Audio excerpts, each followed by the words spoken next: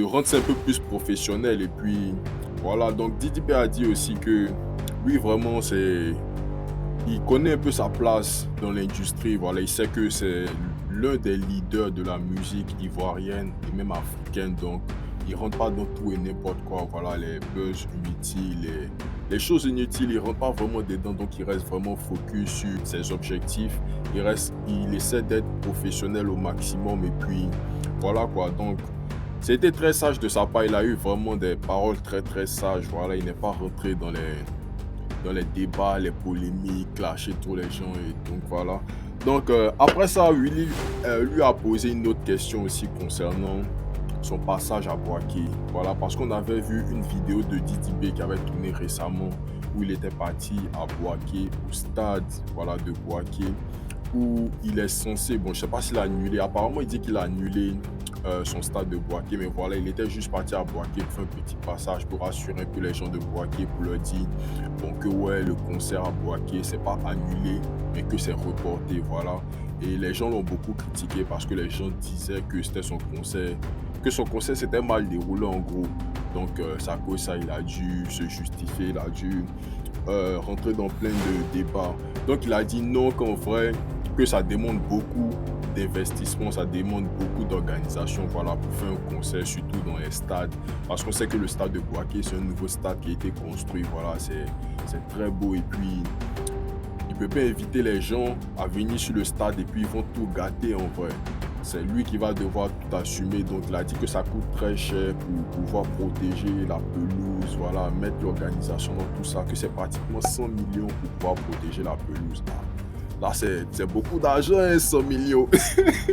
100 millions, c'est beaucoup d'argent. Donc, il a dit en tout cas que il prévoit prendre des mesures, que voilà, le stade de Boaké, c'est pas annulé, qu'ils ont juste reporté. Donc, il doit protéger les 3 stades d'abord. Donc, en tout cas, il va rentrer dans le bois sacré, découler 100 millions, 100 millions. Bon, en tout cas, pour les 3 stades, ça va être 300 millions aussi, hein, à Boaké. Ensuite, il a dit que lui, son but dans la musique, voilà, c'était pas vraiment de dire que lui, c'est le meilleur artiste de Côte d'Ivoire de tous les temps, parce que de toute façon, il y a eu des artistes avant lui qui ont marqué l'époque. Il y aura des artistes après lui aussi qui vont marquer l'époque. Mais lui, son but, voilà, c'est juste d'écrire son nom dans le livre, voilà, de laisser une grosse marque, voilà, qu'on se souvienne de Didi B dans 15 ans, dans 20 ans, même s'il ne fait plus la musique, on se souvient de Didi B. Et l'un de ses plus gros objectifs, c'est vraiment de remplir les 3 stades. Voilà, je pense que il y a le stade de Boaké, il y a le stade Félicia à Abidjan, et puis le 3e stade, je ne sais plus trop c'est où. Ça y est, Soko non bon. Je n'ai pas dit de conneries, mais le 3e stade, je ne sais plus c'est où. Si vous savez le 3e stade, c'est où, n'hésitez pas à mettre dans les commentaires. Ensuite, Willy Dembo. Bon, Willy Dembo aussi, souvent, il pose des questions un peu pièges, mais ce n'est pas les questions pièges. Donc voilà, on sait un peu toute l'actualité qu'il y a autour de Didi B. Voilà, il est beaucoup comparé aux autres.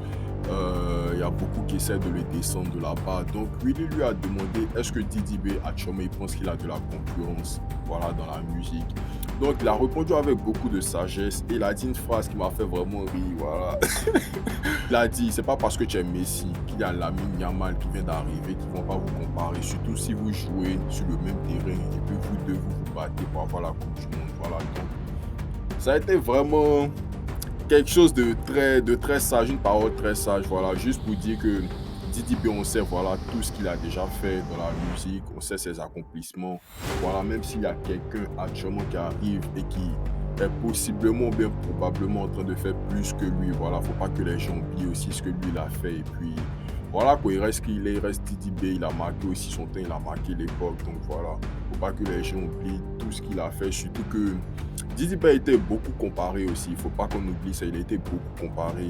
À l'époque, il avait été comparé à Suspect. Voilà, un moment, on disait Suspect est plus fort que Didi B.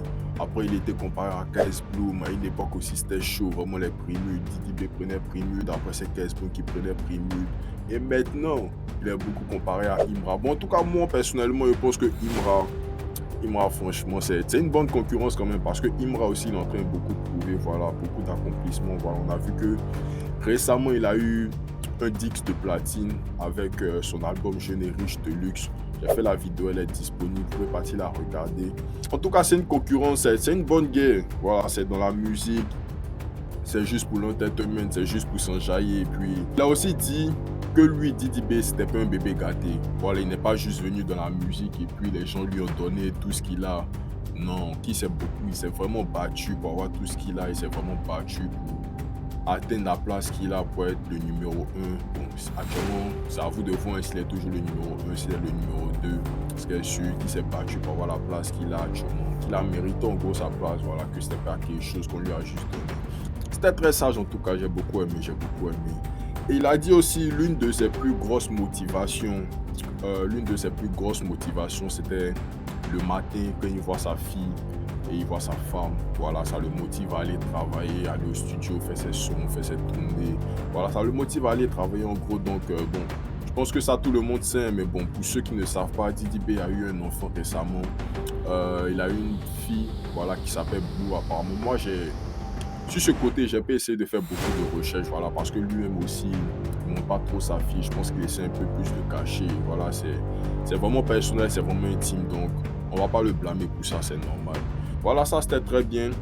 Et il a dit aussi que son challenge dans la musique, c'était de toujours repousser ses limites. Voilà, toujours repousser ses limites, montrer qu'il est le meilleur parce que il y a tout le temps des gens qui vont te découvrir. Voilà, il y a peut-être des gens qui commencent à écouter la musique ivoirienne, voilà, qui commencent à écouter le rap ivoirien en 2025, en 2024, mais Didi B lui fait la musique depuis bien avant.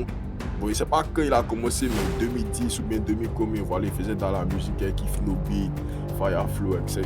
Donc, il y a des gens qui commencent à écouter la musique en 2025.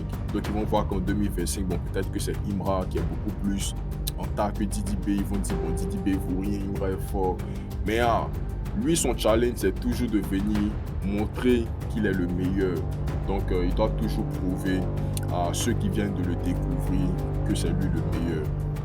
Voilà, donc ça, c'est vraiment un truc de sportif, voilà, parce que les sportifs, eux, ils aiment beaucoup le challenge, voilà, ils aiment toujours montrer qu'ils sont les meilleurs, détruire l'adversaire, détruire les hops, et puis voilà, c'est très bien, c'est très bien.